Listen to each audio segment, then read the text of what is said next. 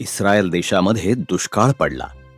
अलिमलेक, नामी आणि त्यांचे पुत्र अन्नाच्या शोधार्थ मवाब देशात गेले. अलिमलेक मरण पावला. त्याच्या पुत्रांनी मवाबी स्त्रिया अर्पा आणि रूथ यांच्याशी विवाह केला. त्यानंतर त्याचे पुत्र देखील मरण पावले. त्या तिन्ही स्त्रिया विधवा झाल्या होत्या. इकडं इस्रायल देशातला दुष्काळ संपला तेव्हा नामीनं आपल्या स्वतःच्या घरी परतण्याचा निर्णय घेतला. ती तिच्या सुनांना म्हणाली, तुम्ही मवाबातच राहा, हे तुमचं घर आहे. अर्पा तिथंच राहिली. परंतु रूथ म्हणाली, जिथे कुठे तू जाशील तिथे मी देखील येईन. तुझे लोक माझे लोक होतील, तुझा देव माझा देव होईल. रूथ आणि नामी या दोघी इस्रायल देशात गेल्या. तेव्हा इस्रायल देशामध्ये हंगामाची वेळ होती. शेतामध्ये उरलेलं धान्य वेचण्यासाठी नामीनं रूथला पाठवलं. ते शेत बवाजचं होतं. तो अलिमलेकचा नातेवाईक होता.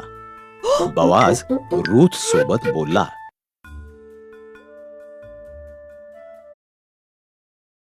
बवाज म्हणाला, तू नामी सोबत खूप दयाळूपणे वागली आहेस. स्वतःचं घर सोडून येणं खरोखर अवघड आहे. देव तुला आशीर्वादित करो. त्यानं रूथला काही अन्नधान्य दिलं आणि त्याच्या कामकऱ्यांना तिच्यावर लक्ष ठेवायला सांगितलं. जे काही घडलं ते रूथनं नामीला सांगितलं. नामी हसली.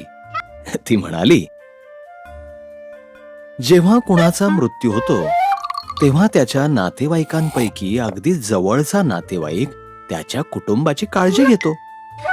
ती व्यक्ती त्यांची सोडवणूक करणारी जवळची नातेवाईक आहे. बवाज हा आपला सोडवणूक करणारा जवळचा नातेवाईक आहे. त्याच्या जवळपास राहा. म्हणून रूथ बवाजच्या जवळपास राहिली.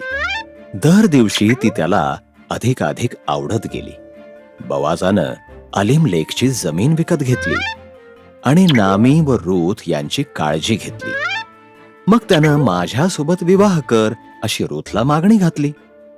बवाज आणि रूथचा विवाह झाला.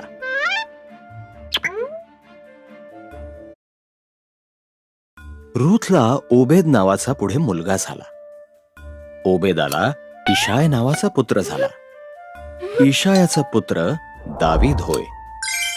आणि दावीद इस्रायलाचा सर्वश्रेष्ठ राजा ठरला.